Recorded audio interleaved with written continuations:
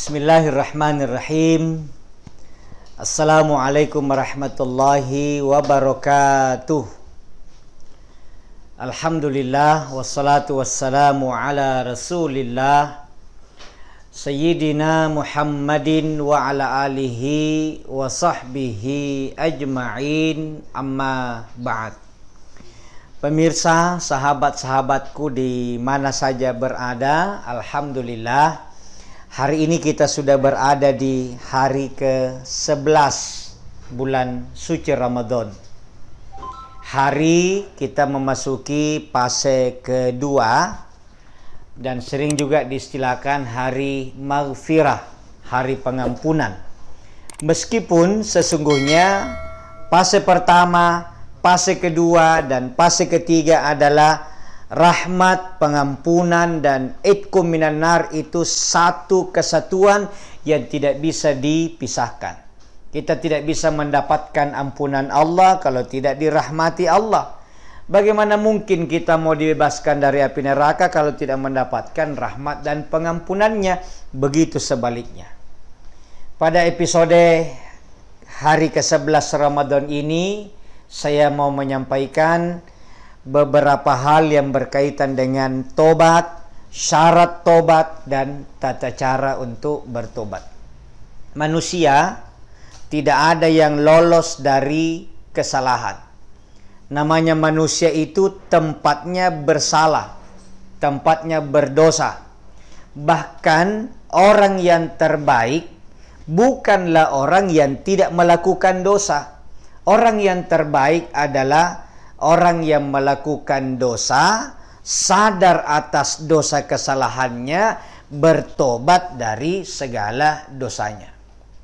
Karena itu di dalam Al-Quran Allah Subhanahu wa ta'ala mengingatkan, Ya ayyuhalladzina amanu, wahai orang-orang yang beriman, tubu ilallah, tobatlah kepada Allah, taubatan nasuha, sebenar-benarnya tobat. Jadi orang yang disuruh bertobat, memang kita orang-orang yang beriman, tobatlah kepada Allah. Tobat itu dari dosa, satu, tobat dari dosa besar. Yang kedua, tobat dari dosa-dosa kecil. Bagaimana cara tobatnya? Pertama, tobat dari dosa kecil. Istighfar, banyak melakukan kebaikan, melakukan amal ibadah, itu menghapuskan dosa-dosa kecil. Kata Nabi, salat yang 5 waktu, Jumat dengan Jumat berikutnya, wa Ramadana ila Ramadan, Ramadan hari ini dengan Ramadan tahun berikutnya, al-umratu ilal umrah, umrah yang pertama dengan umrah berikutnya, menghapuskan dosa di antaranya. Yang dimaksud dihapuskan adalah dosa-dosa kecil.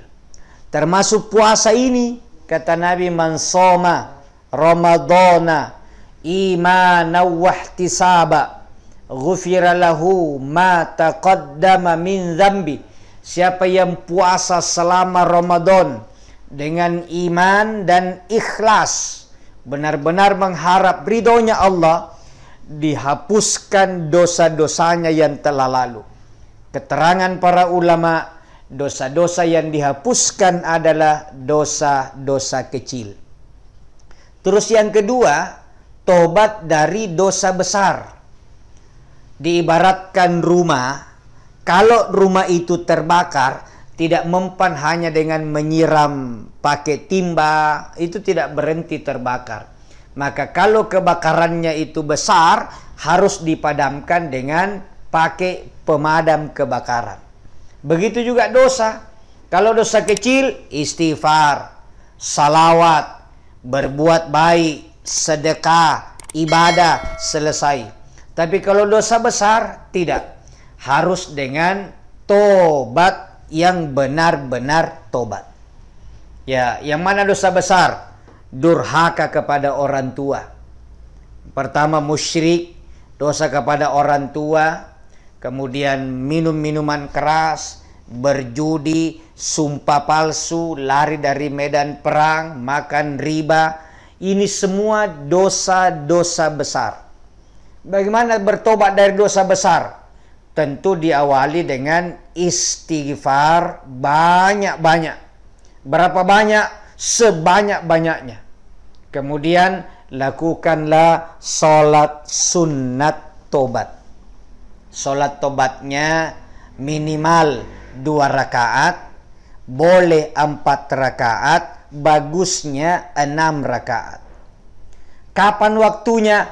Kapan saja boleh, boleh siang, boleh malam, bagusnya antara maghrib dan isya. Sholat sunat tobat. Kalau dilakukan 6 rakaat, setiap 2 rakaat salam lagi. 2 rakaat salam, 2 rakaat salam. Berniat dalam hati, sengaja saya sholat sunat tobat karena Allah. Baru takbiratul ihram. Seperti biasa baca iftitah, baca Fatihah, baca surah pendek, ruku, sujud, dan seterusnya. Itu namanya sholat tobat. Selesai sholat tobat, sujud tobat. Sujud, dalam sujudnya kita membaca doa-doa tobat. Salah satunya yang bagus dibaca adalah doa yang dibaca Nabi Yunus ketika bertobat di dalam perut ikan hiu yang besar. Jadi ketika Nabi Yunus dalam perut ikan, Nabi Yunus membaca La ilaha illa anta subhanaka inni kuntu minadh zalimin. Tidak ada Tuhan selain Engkau ya Allah. Maha suci Engkau. Sesungguhnya saya menzolimi diri sendiri. Itu pengakuan. Jadi sujud tobat. Bangun dari sujud tobat. Berapa kali dibaca? Sebanyak-banyaknya. Ada ulama yang mengatakan 41 kali. La ilaha illa anta subhanaka inni kuntu minadh zalimin.